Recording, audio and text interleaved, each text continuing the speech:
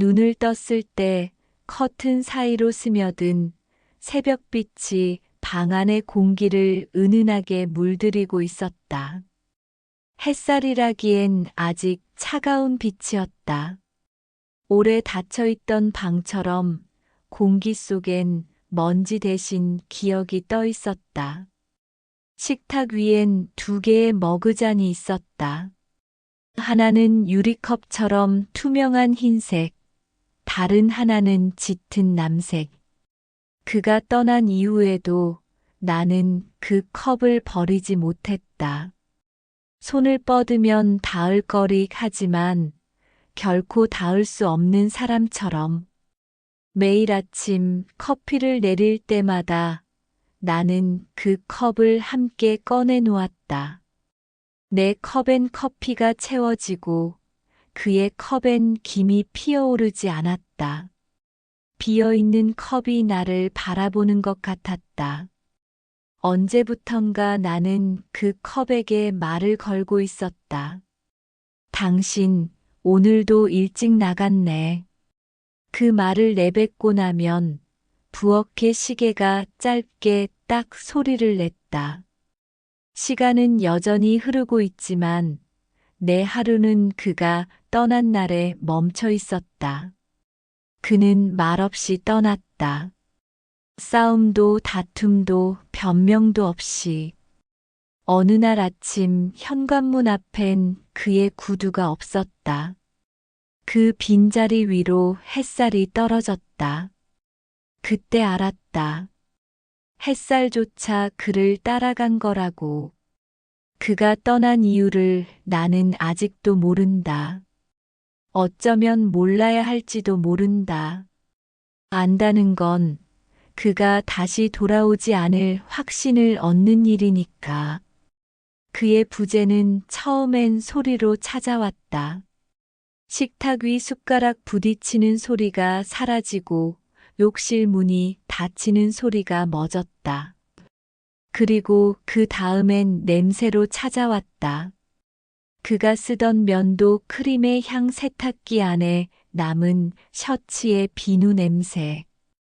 시간이 지나며 그 냄새들도 하나씩 사라졌다. 나는 그 향기를 기억하기 위해 일부러 세탁기를 돌리지 않았다.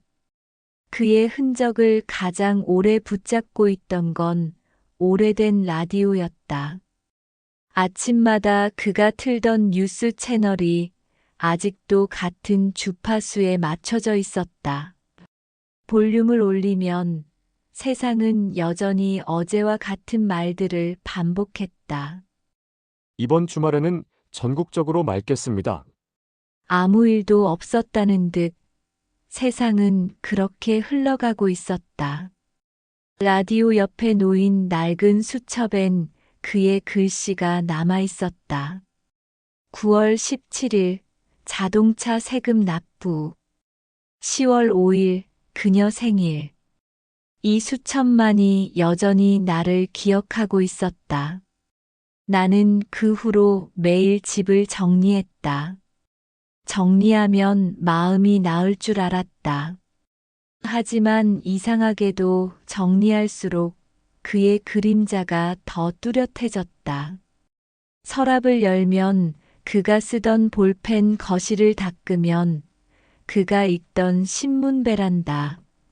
화분에는 그가 심은 고무나무가 아직 살아 있었다. 그 잎사귀는 여전히 푸르렀다.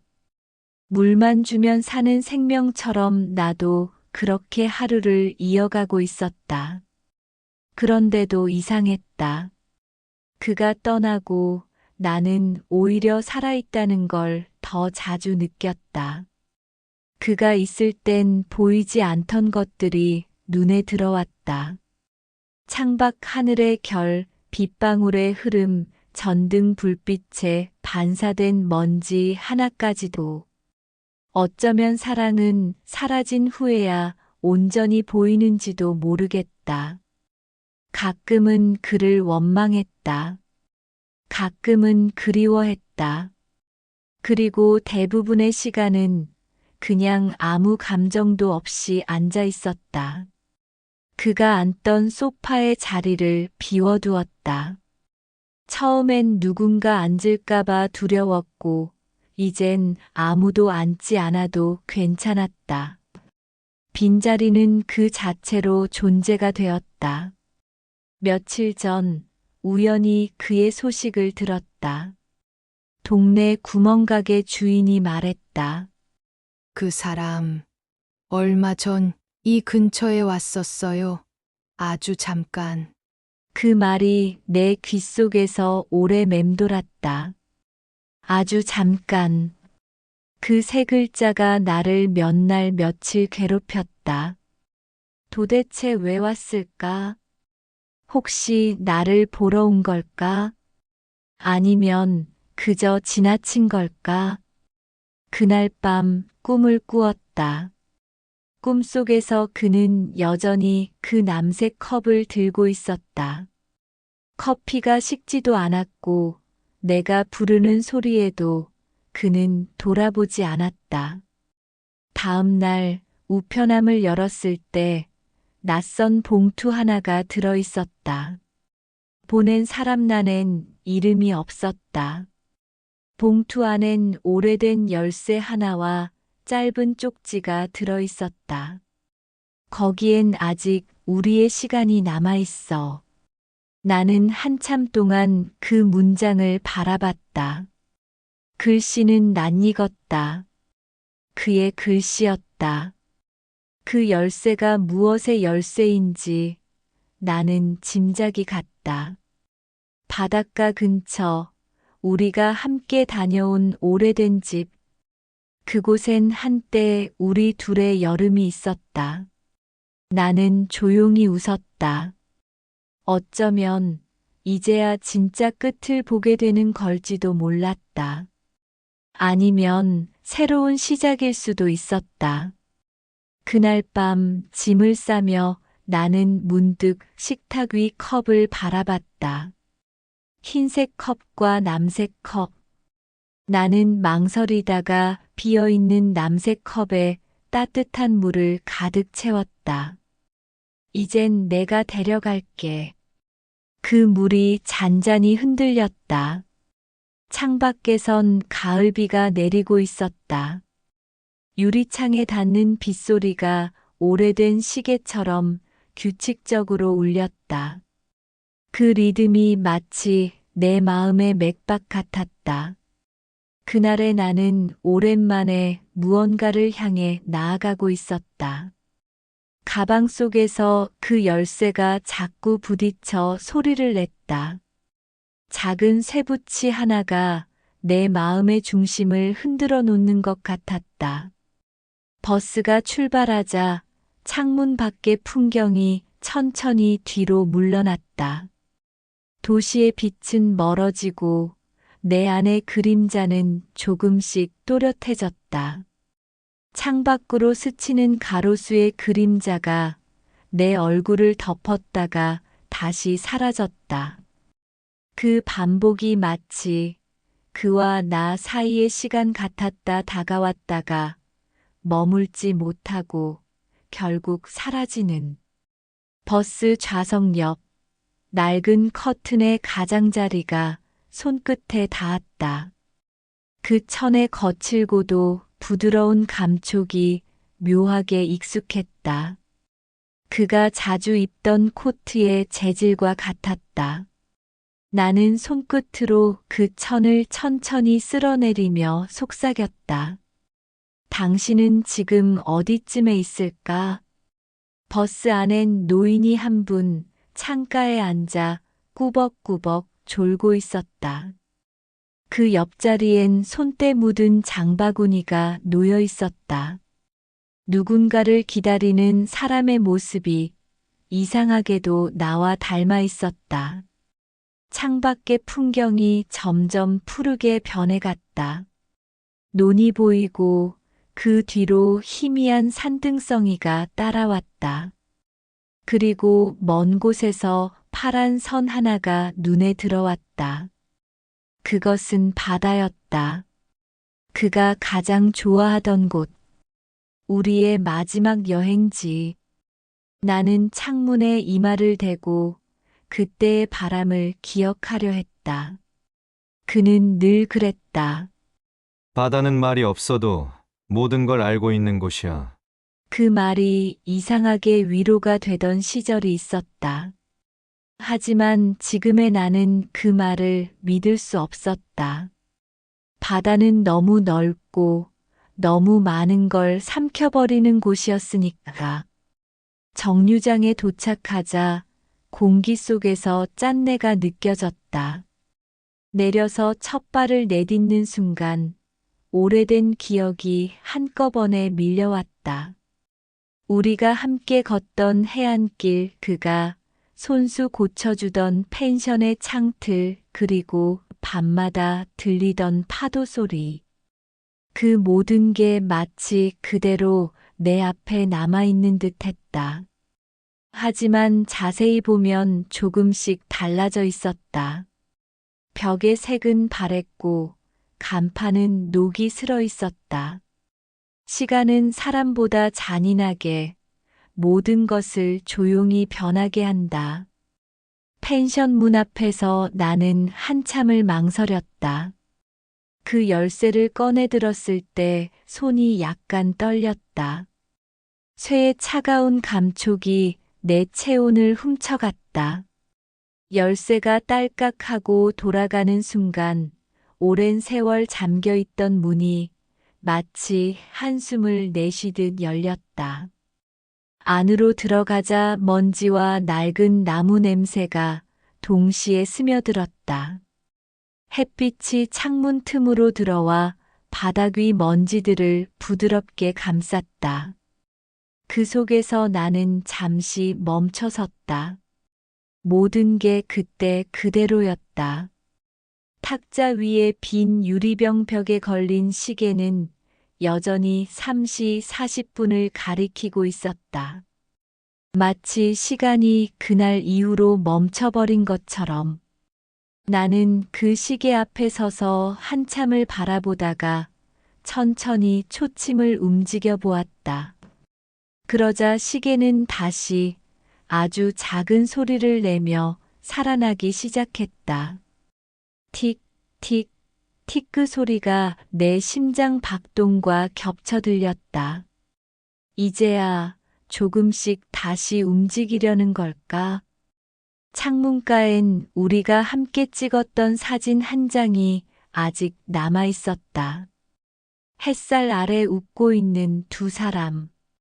그때의 나는 세상을 다 가진 듯한 표정이었고, 그는 그 옆에서 조금은 무심한 얼굴로 웃고 있었다. 사진 속의 나는 그 미소가 오래 갈 줄 알았다. 하지만 사진을 들고 있는 지금의 나는 그 웃음이 얼마나 덧없었는지 안다. 사진을 다시 내려놓으며 그가 이곳을 마지막으로 찾았다는 가게 주인의 말이 떠올랐다. 아마 이곳에 와서 나를 생각했을까? 혹은 미련 없이 추억을 떠나보냈을까? 그 질문은 끝내 대답을 얻지 못했다. 나는 테이블 위에 앉아 노트를 펼쳤다. 가방 속에서 작은 연필 하나를 꺼내 그에게 편지를 썼다. 당신이 남겨둔 이곳엔 아직 우리의 시간이 흐르고 있었어요. 나는 그동안 멈춰 있었지만 이제는 당신이 없다는 사실을 견딜 수 있을 것 같아요. 글자를 다 쓰고 나니 손끝이 약간 떨렸다. 눈물이 아니라 안도였다. 이제야 조금 끝이라는 단어가 실감났다. 밤이 내렸다. 펜션 마당엔 조용히 파도 소리가 번졌다. 그 소리는 마치 오래된 자장가 같았다. 그 속에서 나는 처음으로 깊은 숨을 내쉬었다. 창문 너머로 달빛이 들어왔다. 달빛은 유리잔에 비쳐 부서졌고 그 빛이 방 안을 천천히 감싸 안았다. 나는 그 잔을 들고 바깥으로 나갔다.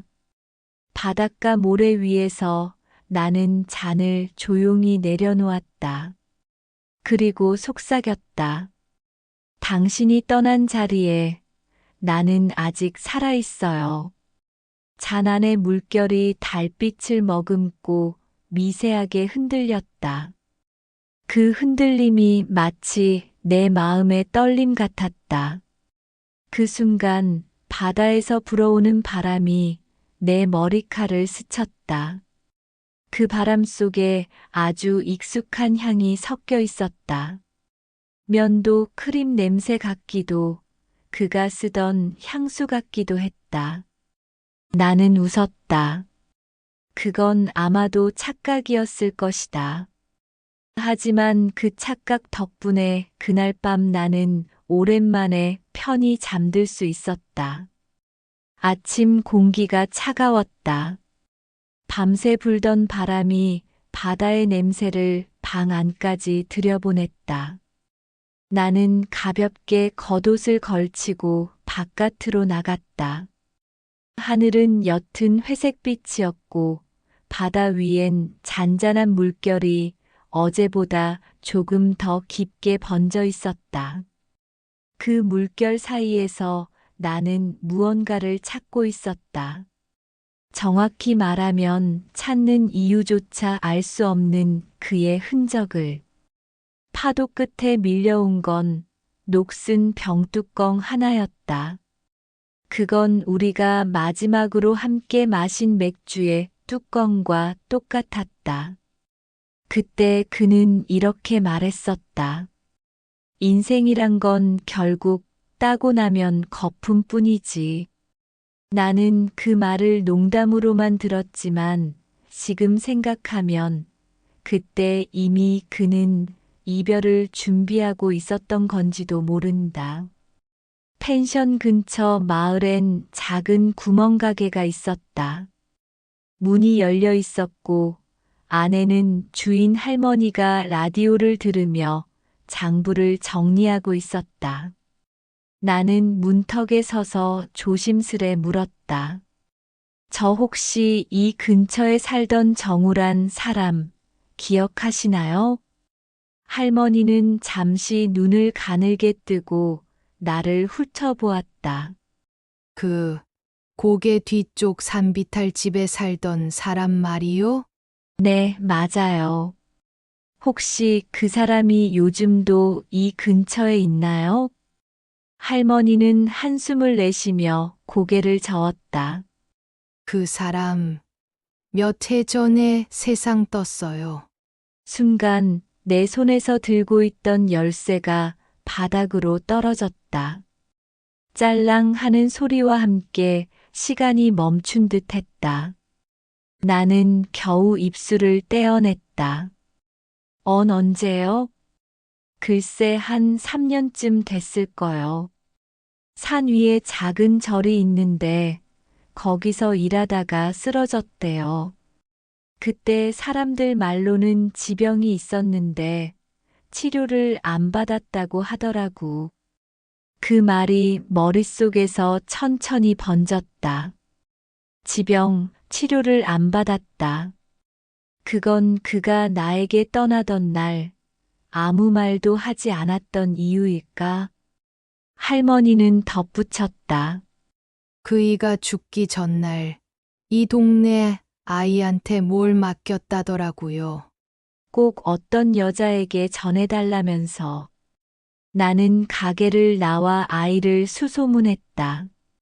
그리고 결국 해안가 근처에서 그 아이를 찾았다. 이제는 청년이 되어버린 그가 모래사장에서 낚싯줄을 손질하고 있었다. 혹시 정우 씨가 남긴 걸 가지고 있나요? 그는 놀란 눈빛으로 나를 바라보다가 이내 고개를 끄덕였다. 가방에서 오래된 봉투 하나를 꺼내 내밀었다. 저한테 맡긴 지 오래돼서 잊고 있었어요. 혹시 정우 씨 가족이세요? 나는 그 질문에 대답하지 못했다. 손끝이 봉투를 잡은 채로 미세하게 떨렸다. 봉투 안에는 짧은 편지 한 장과 작은 조각의 나무가 들어 있었다. 편지지의 가장자리는 눅눅했고 글씨는 군데군데 번져 있었다. 하지만 나는 한 글자, 한 글자 또박또박 읽을 수 있었다. 은주야. 그날 아무 말 없이 떠나 미안했어. 사실은 그날 병원에서 말기 진단을 받았어. 그 소식을 내게 전하려다가 내 얼굴을 보는 순간 차마 말을 못하겠더라.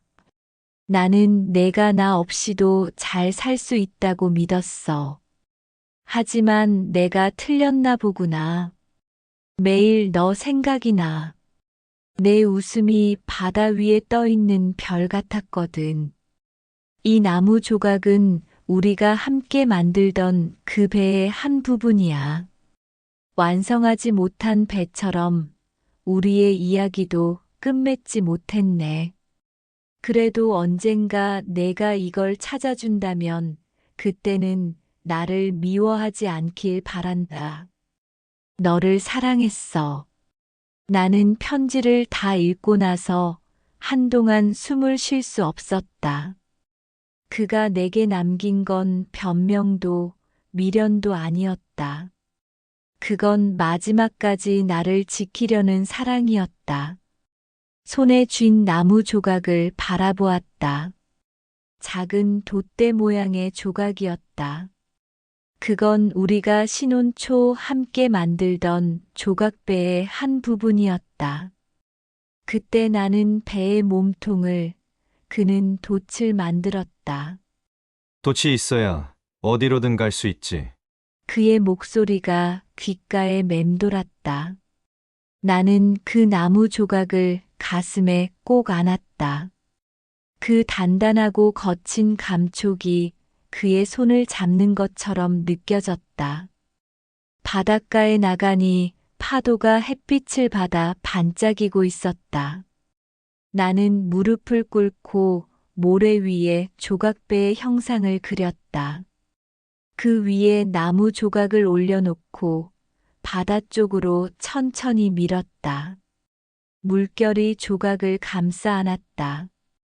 그리고 잠시 후 그것은 천천히 멀어져 갔다. 그 모습이 떠나던 그 사람의 뒷모습과 겹쳐 보였다. 이제야 알겠어요. 당신은 떠난 게 아니라 끝까지 내 곁에 있었던 거였네요. 그날 밤 나는 펜션으로 돌아와 불 꺼진 방 한가운데 앉았다. 창밖에서 달빛이 길게 비쳤고 탁자 위에 남편의 편지가 놓여 있었다. 그 종이의 그림자를 바라보다가 문득 깨달았다. 그림자란 사라진 게 아니라 빛이 닿는 흔적이라는 걸. 그가 내게 남긴 것도 어쩌면 그런 흔적이었을 것이다. 나는 조용히 중얼거렸다. 그래요, 이제 괜찮아요.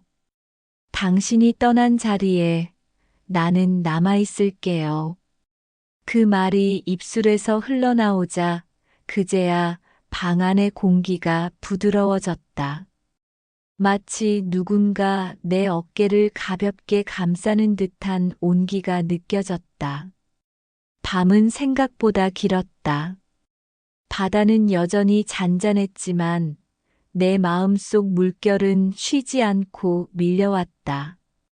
남편의 편지를 다시 읽으며 나는 몇 번이고 생각했다.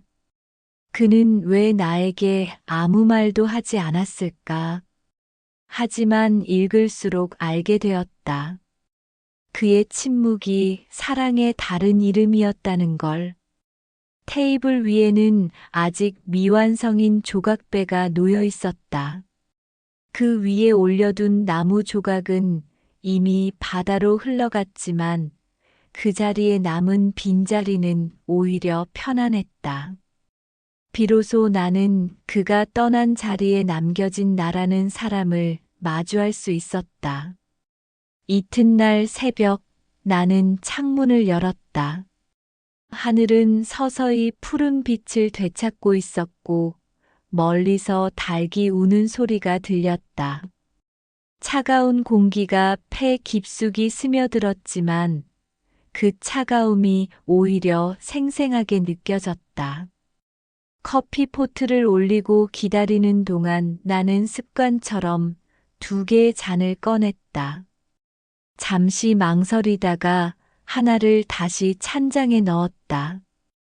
이제는 혼자 마시는 시간이 필요했다. 첫 모금을 삼키자 쓴맛이 입안에 퍼졌다. 하지만 그 쓴맛은 예전과 달랐다. 어딘가 부드럽고 묘하게 따뜻했다. 그건 아마도 이 쓴맛이 이제 내 삶의 일부가 되었기 때문일 것이다. 그날 오후 나는 절로 발길이 닿는 대로 걷기 시작했다. 작은 시골길을 따라 난 도로 옆으로는 감나무가 주홍빛으로 물들어 있었다. 한참을 걷다가 나는 멈춰섰다. 감이 하나 떨어져 있었다. 터져버린 껍질 안에서 벌레 한 마리가 천천히 기어나왔다. 예전의 나라면 징그럽다고 발길을 돌렸을 것이다. 하지만 그날의 나는 이상하게 그 장면이 아름답게 느껴졌다. 썩은 것도 언젠가 다른 생명을 살린다. 그건 마치 내 지난 세월 같았다. 한때 부서지고 상처투성이었지만 결국 누군가의 기억 속에서 혹은 내 안에서 새로운 무언가로 다시 태어나고 있었다. 저녁 무렵 마을 어귀에 오래된 벤치에 앉았다. 노을이 마당 끝까지 번지고 있었다. 하늘은 불타듯 붉었지만 그 아래의 공기는 조용했다. 나는 문득 남편이 쓰던 오래된 시계를 떠올렸다. 그 시계는 멈춘 지 오래였다. 그가 떠난 뒤로 나는 그 시계를 감지 않았다. 멈춘 시간이 그를 기억하는 방법이라고 생각했기 때문이다. 하지만 오늘은 달랐다. 나는 주머니에서 그 시계를 꺼내 조심스레 태엽을 돌렸다. 짧은 딸깍 하는 소리 뒤에 초침이 천천히 움직이기 시작했다. 그 순간 이상하게도 내 심장도 다시 뛰는 것 같았다. 그가 남긴 시간 위에 이제는 나의 시간이 흘러가기 시작한 것이다. 밤이 깊어지고 창밖엔 빗소리가 내리기 시작했다. 오랜만에 듣는 비였다. 나는 불을 끄고 그 소리에 귀를 기울였다. 빗방울이 유리창을 두드리는 소리가 규칙적으로 이어졌다. 그 소리는 마치 누군가가 내 마음을 다독이는 듯 했다. 나는 조용히 중얼거렸다. 정우 씨, 이제 괜찮아요. 당신 없이도 잘 지낼게요. 그 말을 내뱉는 순간 눈물이 흘렀지만 그것은 슬픔의 눈물이 아니었다. 그건 마치 오래 묶여있던 숨을 내쉬는 것 같은 해방감이었다. 며칠 후 나는 이곳을 떠나기로 했다. 새로운 도시로 가서 작은 카페를 열 계획을 세웠다. 정우가 생전에 하고 싶어 하던 일 중 하나였다. 그는 늘 말했다. 사람이란 결국 따뜻한 향 하나에 위로받는 존재야. 그래서 나는 그 향을 다시 피워보기로 했다. 그의 이름을 붙이지는 않겠지만 그가 사랑하던 바다의 이름을 붙일 생각이다. 해변의 시계 멈춘 듯 흘러가는 시간의 향기.